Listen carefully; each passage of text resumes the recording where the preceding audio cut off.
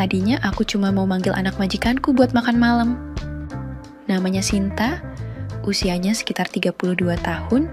Katanya sih pernah menikah, tapi gagal.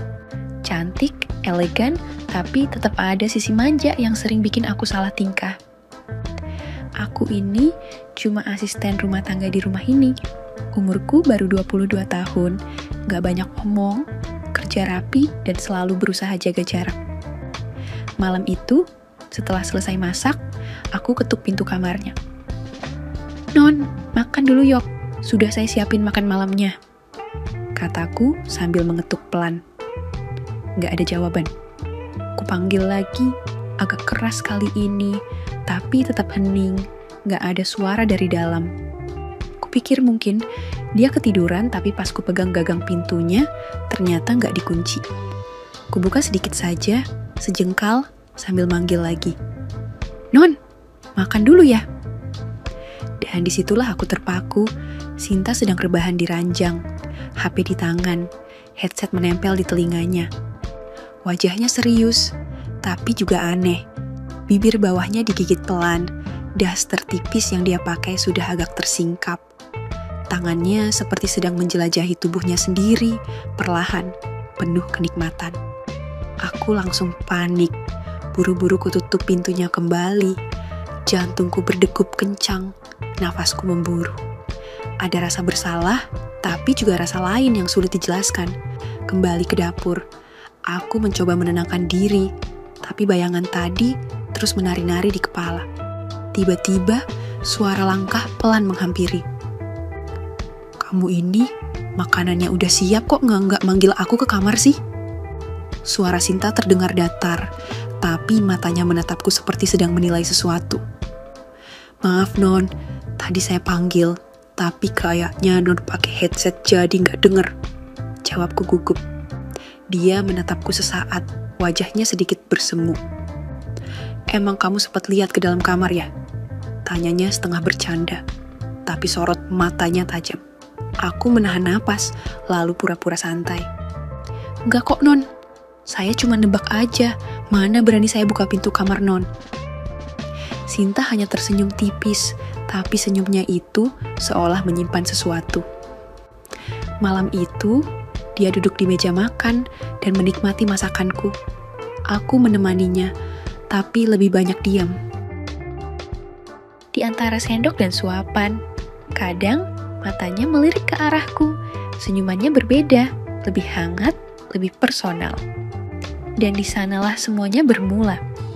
Malam itu, aku dan Non Sinta cuma berdua di rumah. Pak Heru, majikanku sekaligus ayahnya Non Sinta, pagi tadi sudah aku antar ke bandara. Katanya ada urusan bisnis 3 hari di Jakarta. Sejak 2 tahun kerja sama Pak Heru, aku tahu satu hal pasti. Dia bukan orang yang suka neko-neko, apalagi soal perempuan. Katanya, sejak jadi duda, dia berusaha jaga diri. Itu juga alasan kenapa dia gak pernah ambil pembantu wanita. Daripada jadi fitnah, katanya waktu itu. Dan Non Sinta pun setuju, bahkan dialah yang minta agar pembantunya cowok saja. Dan begitulah aku, sopir merangkap asisten rumah tangga. Tapi 6 bulan terakhir, suasana rumah ini berubah. Non Sinta kembali tinggal di rumah ini. Katanya sih, karena suaminya sedang ambil pendidikan di luar negeri. Dia malas tinggal sendirian di rumah besar yang sunyi, makanya dia balik ke rumah bapaknya. Awalnya aku percaya saja, tapi belakangan kabar yang aku dengar dari Bu Minah, tetangga sebelah, bikin aku terdiam lama. Katanya Non Sinta itu udah resmi bercerai, dan yang bikin perih bukan suaminya yang pergi, tapi dia yang memilih pisah, karena katanya pernikahan mereka sudah hambar. Saat itu, aku mulai memandang Non Sinta dengan cara yang berbeda. Bukan cuma sebagai anak majikanku, tapi sebagai seorang perempuan sendiri, dewasa, cantik, dan terlihat kesepian. Malam itu, suasana rumah sunyi, angin dari taman belakang masuk lewat jendela dapur yang terbuka. Jam sudah menunjukkan 9:09 lewat, aku sedang cuci piring saat suara langkah kaki mendekat pelan, lalu terdengar suara lembutnya dari belakang. "Kamu belum istirahat juga." Aku menoleh. Dia berdiri di ambang pintu dapur, hanya pakai kaos longgar dan celana pendek. Rambutnya digerai, wajahnya tanpa make up, tapi justru dari situlah pesonanya keluar. "Belum non, mau beresin yang ini dulu," jawabku sambil cengengesan. Dia tersenyum tipis, lalu duduk di kursi makan, menopang dagu dengan tangan. "Kamu betah ya kerja di rumah ini?" Aku mengangguk. "Betah, soalnya orang-orangnya baik, termasuk non." Dia menatapku lama, ada kerutan kecil di sudut bibirnya. "Senyum? Atau sesuatu yang lain?" "Kamu tahu enggak, kadang aku iri sama kamu." Aku mengernyit. "Iri gimana non?" "Kamu hidupnya tenang, sederhana, tapi kelihatan damai." Aku terdiam, mendadak suasana jadi aneh. Bukan canggung, tapi hangat. Seperti ada sesuatu yang menggantung di udara. Tak terlihat tapi terasa. Aku kembali menunduk, berpura-pura sibuk dengan piring terakhir, tapi jantungku berdetak lebih cepat. Dan saat aku menoleh lagi, dia masih menatapku. Sinta masih duduk di kursi makan, tubuhnya bersandar santai, tapi tatapannya menusuk. Entah kenapa, malam itu dia terasa lebih dekat, lebih manusiawi. Bukan sekadar majikanku, tapi seorang wanita yang sedang membuka dirinya secara harfiah dan emosional. Tiba-tiba, dia bertanya, suaranya pelan, seperti takut merusak keheningan. "Kamu udah punya istri?" Aku gelagapan sebentar, lalu tersenyum kaku. "Belum non, pacaran juga belum pernah. Saya masih fokus kerja, cari uang buat ibu dan 2 adik saya di kampung." Dia mengangguk pelan, tapi bukan anggukan basa-basi. Sorot matanya seolah menelusuri kalimatku, mencernanya dengan sungguh-sungguh. "Hebat ya, kamu muda tapi punya tanggung jawab." Aku nyaris salah tingkah, apalagi saat dia menatapku sambil memelintir rambutnya sendiri, gerakan yang tanpa sadar bikin pikiranku kemana-mana. Lalu, setelah jeda yang agak lama, dia bertanya lagi. Suaranya agak berubah, ada nada penasaran yang lebih dalam. "Kamu beneran gak lihat aku tadi di kamar?" Pertanyaan itu menusuk seperti anak panah. Aku kaku, nafas rasanya tertahan, tapi aku tetap berusaha jaga ekspresi. "Enggak kok non, saya cuman buka pintunya sedikit, itu pun langsung saya tutup lagi pas sadar non lagi. Ya, lagi asik sendiri." Sinta menunduk, wajahnya memerah, tapi bukan marah, lebih seperti malu yang terselubung manja. Dia tertawa kecil, lirih. "Aduh, jadi kamu lihat juga ya," bisiknya. Hampir seperti sengaja ingin didengar. Aku ikut tertawa kecil, mencoba mencairkan suasana, tapi di dalam dada, jantungku berdetak seperti genderang perang. "Maaf ya non, saya benar-benar nggak sengaja." Dia menatapku lagi, dan kali ini ada sesuatu di balik matanya. Bukan sekadar canggung, bukan juga marah, tapi hangat. "Aku tuh ya," katanya pelan. "Kadang suka bingung harus cerita ke siapa. Di rumah ini cuma ada kamu. Papa juga sering pergi, teman-teman sibuk. Aku kadang merasa kosong aja." Aku menelan ludah. Ini bukan sekadar curhat biasa. Ada ruang yang dibuka olehnya malam itu. Ruang yang selama ini terkunci rapat. "Kalau non butuh teman ngobrol, saya siap kok. Meskipun saya cuma pembantu, tapi saya bisa jaga rahasia." Dia tersenyum dan senyuman itu seperti undangan yang belum terucap. "Siapa bilang kamu cuma pembantu?"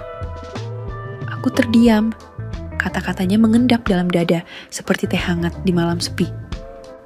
Malam itu, entah kenapa, kami tak banyak bicara lagi, tapi diam itu terasa nyaman. Ada percakapan yang tak diucapkan, tapi mengalir lewat pandangan, lewat napas yang tak sengaja bersentuhan di ruang sempit dapur. Dan disitulah semuanya benar-benar dimulai. Malam berikutnya datang tanpa banyak perubahan, rumah tetap sunyi. hanya ada aku dan Non Sinta. Hawa dingin dari taman belakang merambat masuk lewat jendela dapur. Tapi jujur, yang membuatku gelisah bukan udara malam, melainkan bayangan peristiwa semalam.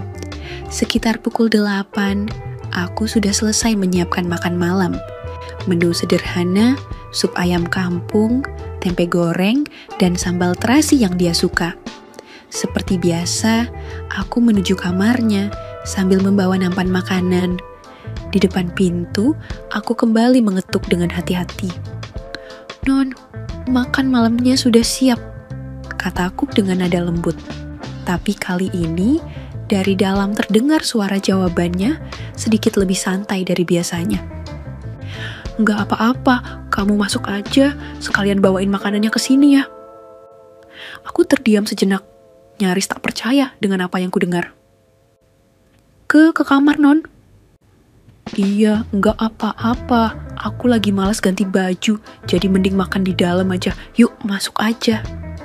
Tanganku gemetar sedikit saat mendorong pintu itu. Pintu yang kemarin nyaris membuka rahasia, kini terbuka lebar dengan restu sang pemilik. Dan di sana, di tengah ruangan dengan lampu redup dan aroma parfum lembut yang khas, Non Sinta duduk bersila di atas ranjang. Daster tipisnya masih sama seperti kemarin, tapi kali ini ia mengenakannya tanpa rasa tergesa. Justru seperti sengaja dibiarkan begitu. "Taruh aja di meja kecil itu," katanya sambil menunjuk meja di samping tempat tidurnya. Aku menuruti, meletakkan nampan dengan hati-hati, tapi mataku tetap tertunduk, berusaha menjaga batas. Meskipun jujur, jantungku seperti habis lari maraton. "Oh, kamu jangan pergi dulu. Makan bareng sini aja. Aku gak mau makan sendirian malam ini," ucapnya sambil menepuk sisi ranjang. Aku menelan ludah. Di ranjang, Non?" Dia tertawa kecil. "Iya, masa duduk di lantai? Gak usah tegang gitu deh, santai aja." Akhirnya, dengan rasa sungkan dan gugup yang nyaris menyesakkan dada, aku duduk di ujung ranjang, menjaga jarak. Tapi, jarak itu terasa makin tipis tiap detik berlalu. Kami makan dalam keheningan yang aneh, bukan canggung, tapi penuh getaran. Sesekali pandangan kami bertemu, dan saat itu terjadi, Non Sinta hanya tersenyum. Senyuman yang hangat dan entah kenapa terasa seperti senjata. "Aku tuh ya," katanya tiba-tiba, "udah lama banget gak makan bareng sama cowok, apalagi yang bikinin makanan sendiri." Aku nyengir, "Saya kan cuma bantu." "Tapi kamu beda, potongnya lembut, kamu jujur, lugu, dan itu langka." Aku gak bisa menjawab, tapi malam itu aku tahu satu hal. Hubungan kami sudah melangkah lebih jauh dari sekadar non dan pembantu. Sesuatu mulai tumbuh, mungkin perlahan, tapi nyata. Dan saat aku pamit keluar dari kamarnya malam itu, dia hanya berkata satu kalimat pelan, tapi mengendap dalam kepala sampai aku tertidur. "Besok, kalau kamu sempat, temani aku sarapan di sini juga ya." Pagi itu, rumah masih sepi seperti biasa, tapi sejak bangun, pikiranku sudah nggak karuan. Kalimat terakhir dari Non Sinta semalam masih terngiang di kepala. "Temani aku sarapan di sini juga ya." Selesai sholat subuh dan beberes dapur, aku menyiapkan sarapan ringan. Telur orak-arik, roti panggang, dan segelas susu, simple, tapi cukup untuk pagi yang lembut. Saat matahari mulai mengintip lewat tirai jendela, aku kembali berdiri di depan kamar Non Sinta. "Non, sarapannya sudah siap," kataku pelan. Dari dalam terdengar suaranya, masih serak-serak bangun tidur. Tapi justru itu yang membuat bulu kuduku meremang. "Bawa ke kamar aja ya, aku masih mager keluar." Dengan hati-hati, aku dorong pintu. Dan pagi itu, untuk pertama kalinya, aku melihat Non Sinta dengan gaya yang lebih santai dan lebih menggoda. Dia duduk di ranjang dengan selimut setengah menutupi pahanya. Rambutnya masih awut-awutan, wajah tanpa make up, tapi pesonanya justru lebih menusuk. Kaos tipis longgar dan celana pendek yang nyaris tertutup selimut, tapi jelas, ini bukan kebetulan. Taruh aja di sini, katanya sambil menepuk kasur di sebelahnya. Sarapan bareng kayak tadi malam, oke? Aku menelan ludah, lalu duduk pelan-pelan. Saat kami mulai makan, dia menatapku sambil mengunyah perlahan. Pandangannya aneh, tajam, penuh rasa ingin tahu. "Hei," katanya sambil mencondongkan tubuh sedikit lebih dekat. "Kamu tuh ya, masih polos banget ya?" Aku nyengir. "Maksudnya, Non?" "Ya, aku kan sering pakai baju begini, tidur seadanya, kadang sengaja buka pintu kamar, nyuruh kamu masuk.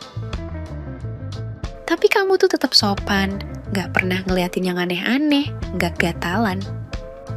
Aku garuk kepala, salah tingkah. "Bukan gak gatalan, Non, tapi saya kerja di sini, saya harus jaga diri. Lagian ya, saya juga malu." Non Sinta tertawa pelan, tapi tawanya aneh, seperti kecewa, tapi juga tertarik. "Kamu tahu nggak, cowok-cowok seusiamu biasanya malah udah mulai suka main tangan. Tapi kamu beda, dan justru itu yang bikin aku penasaran." Dia mendekat, napasnya kini terasa di kulitku. "Kalau aku godain kamu sekarang, kamu bakal tetap tahan?" Aku mendongak, menatap matanya yang menyala penuh tantangan. Jantungku berdetak makin cepat, tapi aku tetap diam. Bukan karena tak ingin, tapi karena tak tahu harus berkata apa. Dan dalam diam itu, Non Sinta bergerak perlahan. Tangannya menyentuh tanganku yang gemetar, hangat, halus, dan berani. "Makasih ya," bisiknya pelan. "Karena kamu udah bikin aku merasa dihargai, udah lama banget aku gak diperlakukan kayak perempuan sesungguhnya." Malam itu, hujan turun pelan-pelan membasahi jendela dapur, aroma tanah basah menyatu dengan wangi sop iga yang baru saja matang.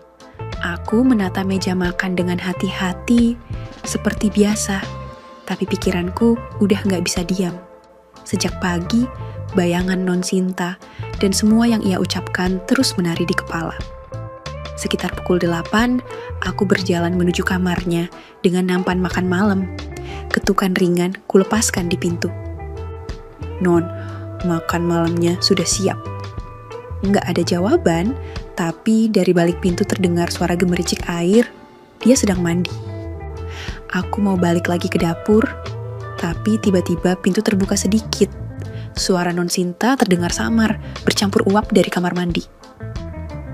Kamu di situ?" "Ya." "Tolong ambilin handuk dong di lemari, aku lupa bawa." Dek, aku terdiam sejenak, mencoba memastikan aku nggak salah dengar.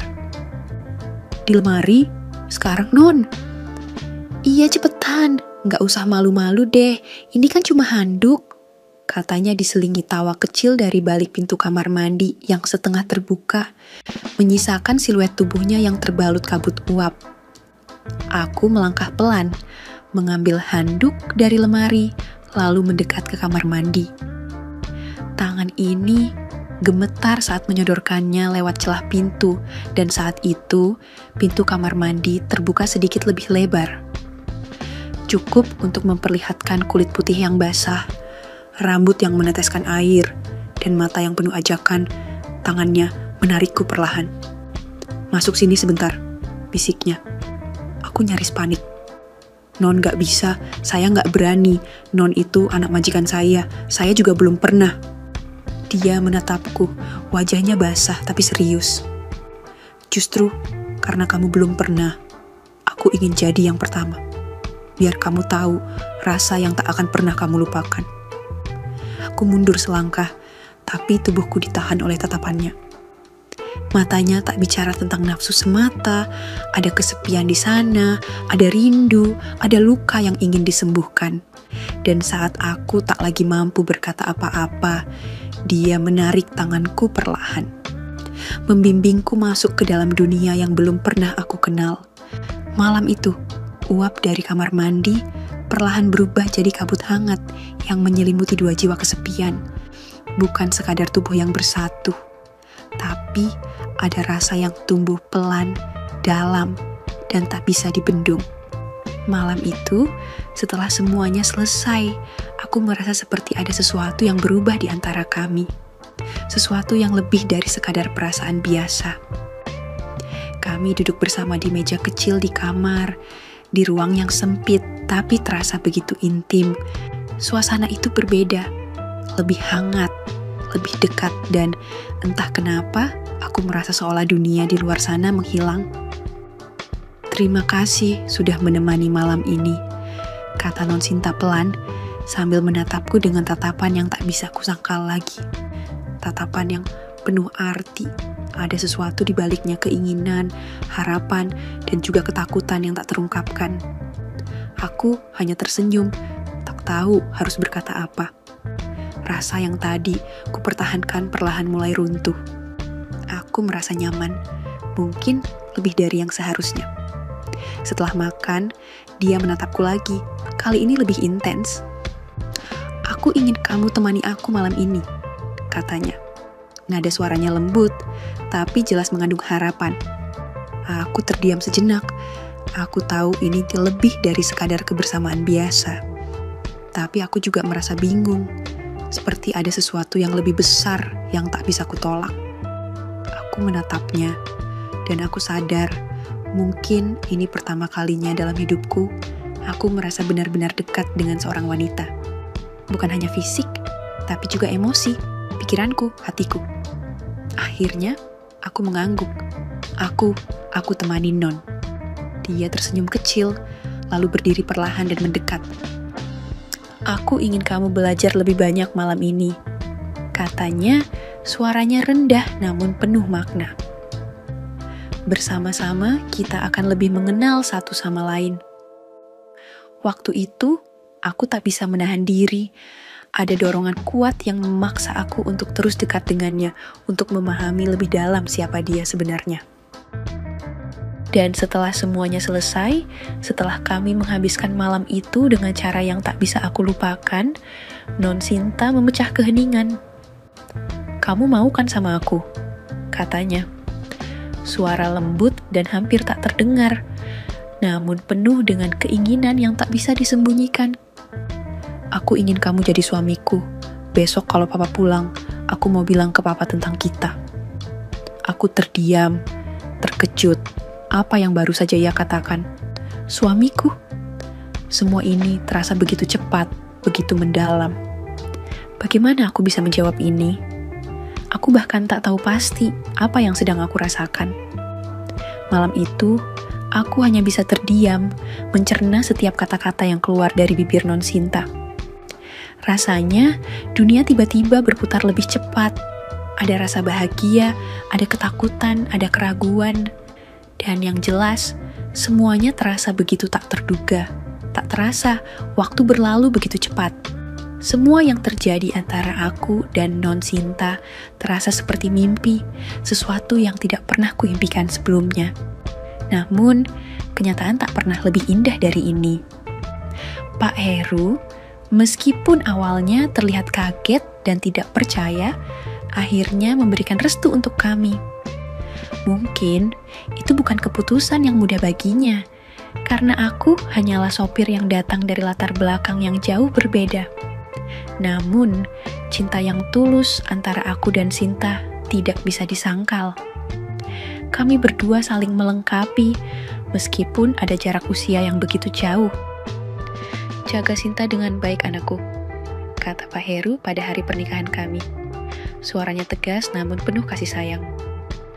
Kalau kamu bisa jaga hati Sinta, kamu sudah jadi keluarga kami. Kami menikah dengan sederhana, hanya dihadiri oleh keluarga dan beberapa teman dekat. Non Sinta terlihat sangat cantik, jauh lebih bersinar dari hari-hari sebelumnya. Aku, yang dulunya hanya seorang sopir, kini berdiri di sisi wanita yang aku cintai, siap memulai hidup baru. Setelah menikah, semuanya berubah. Aku tidak lagi hanya seorang sopir. Berkat bantuan Pak Heru, aku mendapatkan pekerjaan baru di salah satu perusahaan miliknya. Aku mulai bekerja sebagai desainer, memanfaatkan kemampuan yang sudah kupelajari selama ini. Dan berkat hubungan baik dengan mertuaku, aku mendapat kesempatan itu. Tamat. Oke, segitu dulu untuk kali ini dan semoga kalian bosku semua terhibur hari ini ya.